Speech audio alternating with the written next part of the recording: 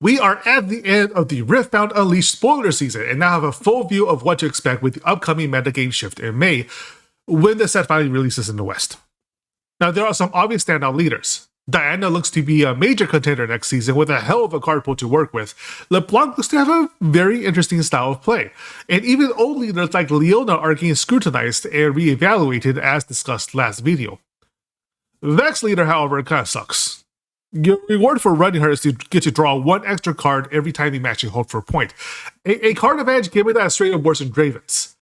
Harder to trigger than Rek'Sai's, and is arguably inferior to even Jinx's. After all, running out of cards in hand is something fully within control, but holding a point is hard specifically because it isn't. All that said, Vex deck as opposed to a leader might be pretty good. Though prior leaders like Ahri and Teemo also encourages a defensively oriented style of play, Vex might be the first true fortress strategy, thanks to a combination of both general purple privilege and her own champion card's signature unit, Shadow. It's already hard to fight into held purple positions, thanks to Fight or Flight, Overzealous Fan, and Rebuke, but Shadow ups the ante by giving you a defensive stun on a stick that you can use on the very next showdown.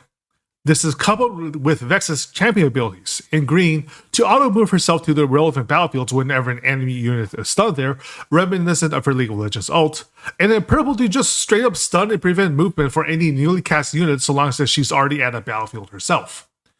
Not only does that deny the easiest way to juke control spells, accelerate a unit to a fight when the opposing deck's tapped out, but it also spells incredibly bad news for Lilia and LeBlanc decks, preventing temporary units from being useful at all.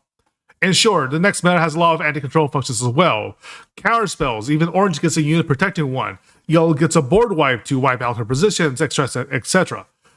But again, purple privilege.